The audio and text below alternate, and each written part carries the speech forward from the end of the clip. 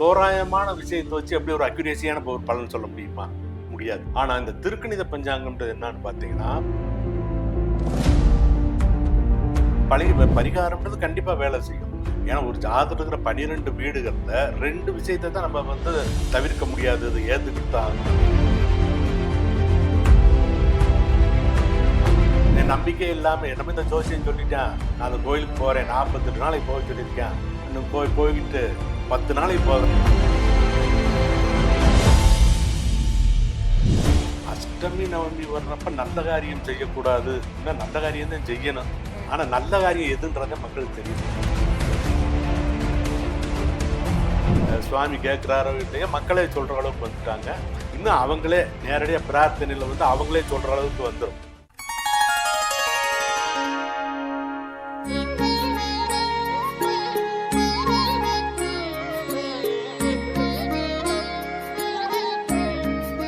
Sri Varahi TV நேயர்கள் அனைவருக்கும் வணக்கம். எண்ணம் போல் வாழ்க்கை என்று பல பேர் சொல்ல கேள்விப்பட்டிருப்போம். என்னதான் எண்ணம் நல்ல எண்ணமா நமக்கு இருந்தாலும், கடவுள் நம்பிக்கையும் நமக்கு இருந்தா மட்டும்தான் நம்ம வாழ்க்கையில நல்ல வெற்றியை அடைய முடியும். இன்னைக்கு நம்ம கூட 35 வருடமா ஜோதிட அனுபவம் மிக்க திரு அருள்வேல் சார் நம்ம கூட இணைந்திருக்கிறாங்க. உங்களை வெல்கம் பண்ணிடலாம். வணக்கம் சார். வணக்கம். எப்படி சார் இருக்கீங்க? நல்லா இருக்கணுமா சார்? இப்ப பஞ்சாங்கம் அப்படின்னு சொல்றாங்கல்ல, இந்த பஞ்சாங்கம்னா என்ன சார்? பஞ்சாங்கம், பஞ்சாங்கம்னா பஞ்ச அங்கம். பஞ்சம்னா பஞ்சன 5ன்னு அர்த்தம். அப்ப ஒரு பஞ்சாங்கத்துல பாத்தீங்கன்னா மெயினா 5 அங்கங்கள் இருக்கும். அது என்னன்னு பாத்தீங்கன்னா திதி, வாரம், நட்சத்திரம், யோகம், கரணம்னு சொல்றது. இது பஞ்சாங்கத்துல இருக்குது. இந்த திதி, வார, நட்சத்திர, யோக, கரணம் எந்த அடிப்படையில் எடுத்திருக்காங்கன்னு பாத்தீங்கன்னா, இந்த உலகமே, இன்னும் சொல்றது இந்த பிரபஞ்சமே பாத்தீங்கன்னா இந்த 5 அங்கங்கள உருவானது. 5 சக்திகள், அதைத்தான் பூதம்னு சமஸ்கிருதத்துல சொல்லுவாங்க. தமிழ்ல நம்ம சக்தின்னு சொல்றோம். 5 வகை சக்தியினால ஆனது. அந்த 5 வகை சக்தி என்னன்னு பாத்தீங்கன்னா, ஆகாயம், ஆகாசுன்னு சொல்றது ஆகாயம். அதுக்கு அடுத்து பாத்தீங்கன்னா காற்று, வாயுன்னு சொல்லுவாங்க, காற்று. அதுக்கு அடுத்தபடியா பாத்தீங்கன்னா நெருப்பு, அக்னின்னு சொல்லுவாங்க, நெருப்பு. அதுக்கு அடுத்து பாத்தீங்கன்னா நீர், அதற்கு அடுத்து நிலம். இந்த மாதிரி 5. இந்த முதல்ல எது உருவாச்சுன்னு பார்த்தீங்கன்னா, ஆகாயம் எங்கேயுமே நிரம்பி இருக்கு. அந்த ஆகாயத்துல இருந்து பார்த்தீங்கன்னா வாயு வருது, வாயுல இருந்து அக்னி வருது, அக்னியில இருந்து நீர் வருது, நீர்ல இருந்து நிலம் வருது. இந்த அடிப்படையெல்லாம் உங்களுக்கு இதாகுது. இப்ப பார்த்தீங்கன்னா உலகத்துல எல்லாமே நம்ம காற்றை பார்க்க முடியும், நெருப்பை பார்க்க முடியும், நீரை பார்க்க முடியும், நிலத்தை பார்க்க முடியும். ஆனா ஆகாயத்தை பார்க்க முடியாது. ஆகாயம் நம்ம வானத்துல இருக்கிற ஆகாயம் கிடையாது. அதை மறைபொருளா ஒரு பேர் கொடுத்துருக்காங்க. இந்த எல்லாமே உருவாகுவதற்கு ஆதாரமா இருக்கக்கூடியது ஆகாயம். இப்ப பாத்தீங்கன்னா நம்ம ஒரு ஆயின்மெண்ட் இருக்குன்னு வச்சுங்களேன், ஆயின்மெண்ட்டுக்குள்ள சில கெமிக்கல்ஸ் இருக்கும். ஆனா அந்த கெமிக்கலுக்கு ஒரு பேஸ் இருக்கும், தைலம்னு சொல்லுவாங்க. அது மாதிரி இந்த ஆகாயம்ன்றது நம்ம தைலம் மாதிரி நம்ம எடுத்துக்கலாம். அந்த அளவுக்கு இதுக்கு ஆதாரம் இருக்கக்கூடியது தான் ஆகாசம்னு சொல்றது. அதுக்குள்ள இருக்கக்கூடிய மற்றது தான் பூதங்கள். இதை நம்ம பஞ்சாங்கத்துல பயன்படுத்தி இருக்கிறோம். இதை பார்த்தீங்கன்னா அந்த நான் சொன்ன மாதிரி திதி, வாரம், நட்சத்திரம், யோகம், கரணம்னு சொல்லலாம். இப்ப பஞ்சாங்கம் நம்ம பார்க்கும்போது எதிர்காலத்துல என்ன நடக்க போகுது அப்படிங்கறத நம்ம கணிக்கிறோம் இல்லையா? இப்ப அதே மாதிரிதான் ஜாதகம் பார்க்கும் போதும் ஃபியூச்சர்ல என்ன நடக்க போகுது அப்படிங்கறத பாக்குறாங்க. சோ இந்த பஞ்சாங்கத்துக்கும் ஜாதகத்துக்கும் உள்ள வேறுபாட்டை எங்களுக்கு சொல்றீங்களா? அதாவது பஞ்சாங்கம்ன்றது பாத்தீங்கன்னா அந்த ஜாதகம் கணிக்கிறதுக்கு பயன்படும். ஒரு குழந்தை பிறந்துச்சுன்னே அந்த குழந்தைக்கு ஜாதகம் கணிக்கிறதுக்கு இந்த பஞ்சாங்கம் தேவை. இந்த பஞ்சாங்கம்னா நான் முதல் சொன்ன 5 மட்டும் பத்தாது, அதுக்கு மேல கிரக நிலைகளும் தேவைப்படும். அந்த கிரக நிலையை வச்சு நம்ம ஜாதகத்துக்கு பலன் சொல்லுவோம். அதை சொல்றதுன்றது இந்த பஞ்சாங்கத்துல இந்த 5 அங்கங்களை மட்டுமே வச்சு சொல்ல முடியாது, கிரக நிலைகளை பயன்படுத்தி தான் நம்ம சொல்ல முடியும். இப்ப பஞ்சாங்கத்துல பாத்தீங்கன்னா மழை வரப்போகுது அப்படிங்கறத நம்ம முன்னாடியே கணிப்போம். எந்த ஒரு சிம்டம்ஸ் வச்சு நீங்க கணிப்பீங்க சார்?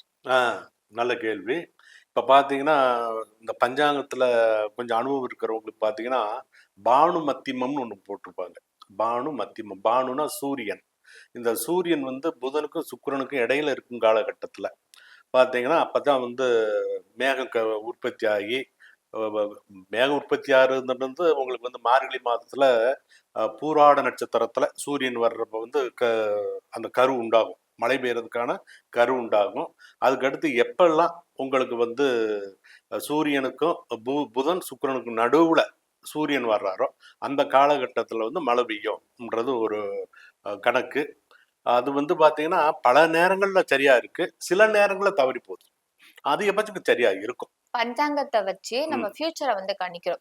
சோ நம்ம அப்படி கணிக்கும் போது இவங்களுக்கு வந்து விதி இது, இப்ப அவங்களுக்கு வந்து ரைட்டோ தப்போ இதுதான் விதி அவங்களுக்கு. இது நடந்தே தீரும், இதுக்கு நீங்க பரிகாரம் அப்படிலாம் எதுவுமே கிடையாது, இது நடக்கும் அப்படின்லாம் சொல்றாங்களே சார். இப்ப நீங்க கூட சொன்னீங்க சில விஷயங்கள் வந்து நடக்கும், நடக்காம போகும் அப்படின்னு. சோ விதி இதை மாத்தவே முடியாதுன்னு சொல்ற விஷயம் வந்து எந்த அளவுக்கு சார் பாசிட்டிவ்? ஒரு ஜாதகத்துல வந்து மொத்தம் 12 வீடுகள் இருக்கு. இந்த 12 வீட்டுல வந்து இந்த 8ஆம் வீடு 12ஆம் வீடுன்னு விஷயம் இருக்கு. இந்த 8ஆம் வீடுன்றது ஆயுளை குறிக்கும், சரிங்களா? அதே மாதிரி எதிர்பாராம நடக்கக்கூடிய நல்லதையும் குறிக்கும், கெட்டதையும் குறிக்கும். 12ஆம் இடம்ன்றது பாத்தீங்கன்னா அயன சயன போகம். அதாவது அயனம்னா அலைஞ்சுக்கிட்டே இருக்கிறது, சயனம்னா நிம்மதியா தூங்குறது, சரிங்களா? போகம்ன்றப்ப சகல சௌபாக்கியத்தை அனுபவிக்கிறது. இந்த ரெண்டும் மாத்தவே முடியாது. ஒரு ஜாதத்துல 8ஆம் வீடு 12ஆம் வீடு நல்லா இருக்கும் பட்சத்துல அவனுக்கு வந்து நீல ஆயுள் இருக்கும், எதிர்பாராத நன்மைகள் பூரா நடக்கும். இது அப்படியே ஜாதத்துல அவனுக்கு கெட்டு போச்சுன்னு வைங்க, அவனுக்கு வந்து ஆயுள் வந்து குறைஞ்சு போயிடும், அதற்கு அடுத்தபடியா எதிர்பாராத சிரமங்களா அனுபவிச்சுட்டு இருப்பான். அதே மாதிரி இந்த 12ஆம் வீட்டுக்காரங்க சொன்னேன் பாத்தீங்கன்னா அயன சயன போகம், இந்த ரெண்டையும் மாற்ற முடியாது. மற்ற எல்லாத்தையுமே நம்மளுடைய முயற்சியால, பரிகாரத்தால கிடையாது, நல்லா புரிஞ்சுங்க, பரிகாரத்தால கிடையாது, நம்மளுடைய முயற்சியால மாத்திக்கிற முடியும். அந்த நம்ம முயற்சியை கொடுக்கறதுக்கான ஒரு ஒரு முறை தான் உங்களுக்கு வந்து மனோதத்துவ ரீதியானது. இந்த கோயிலுக்கு போங்க, இந்த சாமியை கும்பிடுங்க, இந்த நாளுல கும்பிடுங்க, இந்த நட்சத்திரத்துல கும்பிடுங்கன்னு நம்ம சொல்றோம். அது கண்டிப்பா அவனுக்கு வந்து அந்த வாய்ப்புகளை கொடுத்து அவனை கண்டிப்பா மேன்மை அடி செய்யும். ஆனா அதுக்கு அவன் எடுத்து சொல்ல காலகட்டம் வந்து கொஞ்சம் அதிகமா இருக்கும். அப்படின்னா நீங்க இப்ப நிறைய இடத்துக்கு போனோம்னா இதுக்கு வந்து இந்த பரிகாரங்க இது பண்ணீங்கன்னா சரியாயிரும் அப்படின்னு சொல்றீங்க. நீங்க சொல்றீங்க பரிகாரம் வந்து அவ்வளவு பலன் தருமா அப்படின்ற மாதிரி சொல்லியிருந்தீங்க. இப்ப பரிகாரம் பண்றது வேஸ்டா சார்? அப்படி கிடையாது, பரிகாரம்ன்றது கண்டிப்பா வேலை செய்யும். ஏன்னா ஒரு ஜாதகத்துல இருக்கிற 12 வீடுகள்ல 2 விஷயத்தை தான் நம்ம வந்து தவிர்க்க முடியாது, ஏத்துக்கிட்டு தான் ஆகணும். ஆயுள், இதை வந்து என்ன செஞ்சாலும் மாற்ற முடியாது, சரிங்களா? தள்ளி போடலாம், மீறினா எவ்வளவு நாள் தள்ளி போட, அதுவும் அங்க வந்து ஜாதகத்துல பிக்சர் ஆகித்தான் இருக்கும், அதெல்லாம் ஒண்ணும் மாற்ற முடியாது. ரெண்டு, இந்த பரிகாரம்ன்றது இன்னைக்கு வந்து ட்ரெண்டா போய்க்கிறது, என்னென்னமோ சொல்லிக்கிட்டு இருக்கிறாங்க. அதாவது மூல நூல்கள்ல சாஸ்திரத்துல சொல்லாத விஷயத்தெல்லாம் சொல்றதுனாலதான் உங்களுக்கு வந்து தப்பா போகுது. சில பரிகாரம் பார்க்கும்போது இப்படி எல்லாம் இருக்கா அந்த மாதிரி எல்லாம் இன்னும் சொல்றதா காமெடியா இருக்கும், காமெடியா இருக்கும். அது ஒரு நிலம் விற்கணும்னு நினைக்கிறியா, டெய்லி ரெஜிஸ்டர் ஆஃபீஸுக்கு போயிட்டு வான்லாம் சொல்றாங்க. அவரே நிலம் வாங்கணும்னு சொன்னாலும் ரெஜிஸ்டர் ஆஃபீஸுக்கு போயிட்டு வான்னு சொல்றாரு. இதை கேட்குறப்ப ரொம்ப கஷ்டமா இருக்கு. இந்த மாதிரிலாம் நடைமுறைக்கு சொல்ல பொருந்தும். இது இன்னொன்று கூட சொன்னார், ஒருத்தர் பாஸ் பண்ணணும்னா பாஸ் போடு, ரொம்ப இப்படினாலும் இந்த ஜோதிடம் கெட்ட என்ன நினைக்கிறீங்களா, நோட் புக்ல ஒரு 1000 2000 தடவை எழுதுங்க. முந்தைய அந்த செஞ்சுக்கிட்டு தானே இருந்தோம், ஸ்ரீராம ஜெயம்லாம் நம்ம வந்து எழுதிக்கிட்டு தானே இருந்தோம். அது வந்து சிரத்தையோட செஞ்சோம். நம்ம அம்மா செஞ்சிருப்பாங்க, பாட்டிலாம் சொல்லியிருப்பாங்க, இல்லைன்னு சொல்றதா மனசால சொல்லிக்கிட்டு இருப்பாங்க. இது எழுதுறதை விட 1000 மடங்கு சிறப்பானது. அதெல்லாம் கண்டிப்பா செய்யும். இது என்ன செய்யும்னா, நான் உன்னை நினைச்சுக்கிட்டு இருக்கேன், இதை நல்லபடியா நடத்தி கொடுன்னு அந்த நீங்க சொன்ன இறைன்னு சொன்னீங்க பாத்தீங்களா, அதோட நம்ம மைண்ட் வந்து டியூன் ஆகும், சரிங்களா? அது வந்து கண்டிப்பா வேலை செய்யும். ஆனா அதை வந்து நம்பிக்கையோட செஞ்சுக்கிட்டு இருக்கணும். அந்த நம்பிக்கையை உருவாக்குறதுக்கான ஒரு மனோதத்துவ முறை தான் இது.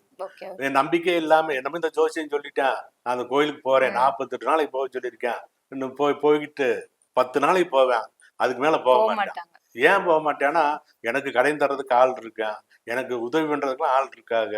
இன்னைக்கு அந்த கடனை வாங்காட்டினா அவன் வேற யாருக்காவது கொடுத்துருவான், என் வாழ்க்கை இதாகி போயிரும்னு சொல்லி 10 நாளைக்கு சாமி கோயிலுக்கு போயிட்டு அடுத்து 11ஆவது நாள் அந்த கடனை வாங்கி செய்யக்கூடாதெல்லாம் செஞ்சு எல்லாத்தையும் இழந்துருவேன். அந்த கரெக்டா அந்த 48 நாள் போயிட்டான்னு வைங்க, மனோரீதியா அவனுடைய எண்ணங்கள்லாம் மாறி. நம்ம பெரியவங்களே சொல்லுவாங்க இல்லையா, கொஞ்சம் புரிய அவசரப்படாதியா, யோசனை பண்ணி செய்வியா, அப்படி சொல்றப்ப நம்மளே மாறிக்கிட்டு தானே இருக்கிறோம். அந்த வேகத்தோட எதுவும் செய்யக்கூடாது. சார், பஞ்சாங்கம் அப்படின்னு எடுத்துக்கிட்டாலே அதுல 2 வகை பஞ்சாங்கம் இருக்கு. வாக்கியம் ஒண்ணு, திருக்கணிதம் ஒண்ணு. பொதுவா என்ன ஒரு விஷயம் பண்ணாலுமே ஜாதகம் வந்து பார்ப்பாங்க.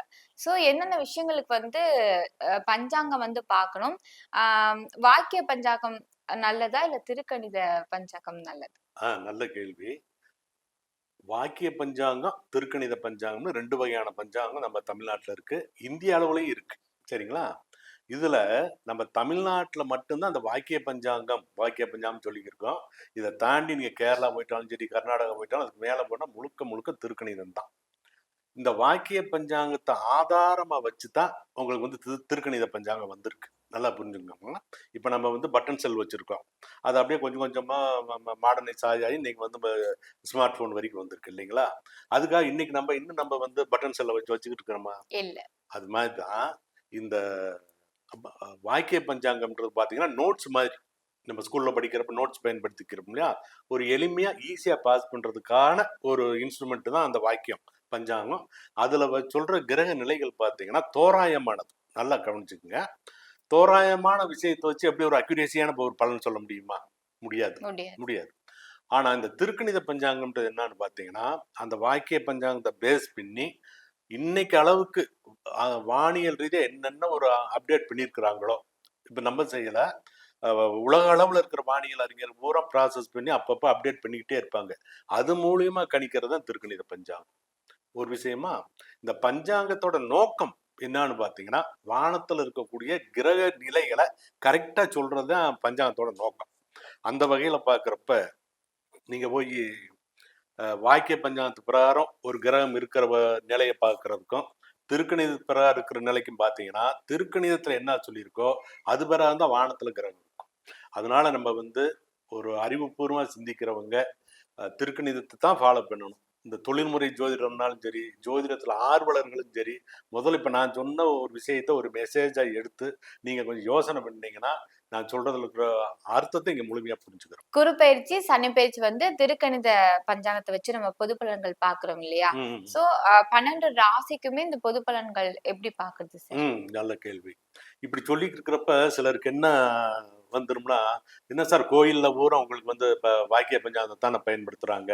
ம் அப்ப அவங்க வந்து தெரியாம செஞ்சுக்கிட்டு இருக்கிறாங்கன்னா, உண்மையிலே தெரியாம தான் செஞ்சுக்கிட்டு இருக்கிறாங்க. ஏன்னா அவங்க என்ன சொல்லுவாங்க, பாரம்பரியமா அந்த கோயில்ல வந்து என்னுடைய முன்னோர்கள் அந்த இதைத்தான் ஃபாலோ பண்ணிக்கிட்டு இருந்தாங்கன்ற மாதிரி சொல்லுவாங்க. இதை வந்து அரசாங்கம் பார்த்து ஒரே ஒரு சட்டம், எப்படி மற்ற எல்லா திருப்பதி வேங்கடாஜலபதி கோயில்ல பார்த்தீங்கன்னா, ஏழுமலையான் கோயில்ல பார்த்தீங்கன்னா அங்கே இருக்கிறது வந்து திருக்கணிதம் தான் ஃபாலோ பண்ணிக்கிருப்பாங்க.